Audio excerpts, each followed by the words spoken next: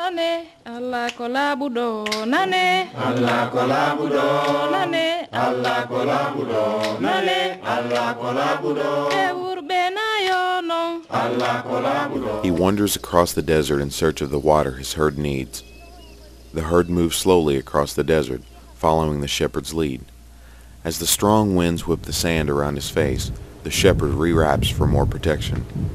He has trekked long days in the scorching sun and stinging wind in search of water and pasture for his beloved cattle.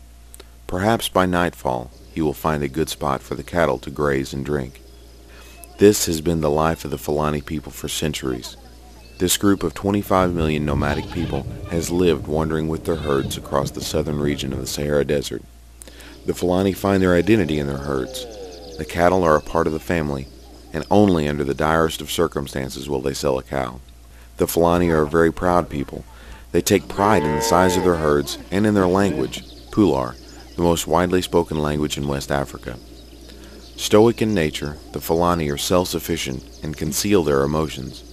Showing weakness for any reason is cause for shame. The Fulani pride themselves in their religion. As keepers of the torch of Islam, they are largely responsible for spreading Islam throughout West Africa.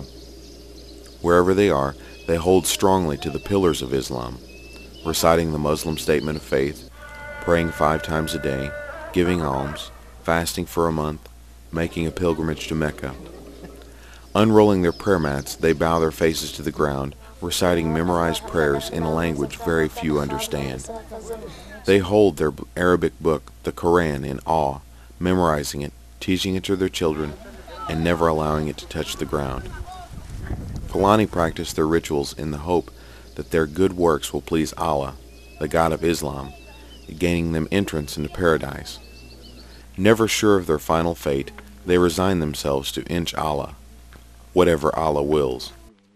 Despite the influence of Islam, the Fulani continue their practice of African traditional rites. Facing daily dangers, harsh living conditions, and spiritual emptiness, they search outside Islam for satisfying answers. They consult leaders of their traditional religions who provide them with fetishes which they believe have power to bring them healing, wealth, happiness, and protection from evil spirits. False hope and false gods surround their lives. They live in constant fear of spirits, death, and the unknown.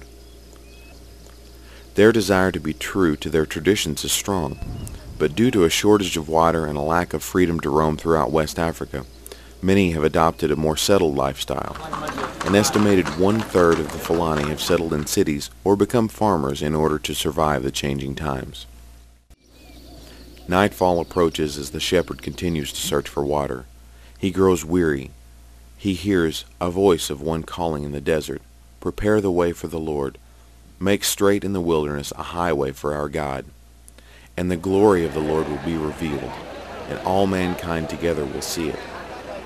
The Fulani need to meet their shepherd, the one who turns their lonely wandering into glorious fellowship. But who will introduce them to the true shepherd? Would you pray that God would use you to be an instrument of bringing the good news to the Fulani? Would you stop right now and pray that the Fulani would become followers of Jesus? Pray God's glory will be revealed to the Fulani. Pray that they will lay aside their pride, their dependency on their herds and the temporary, and the false religion that has them bound by fear and good works. Pray that the Fulani, who claim that to be Fulani is to be Muslim, will one day call themselves children of the living God. Allah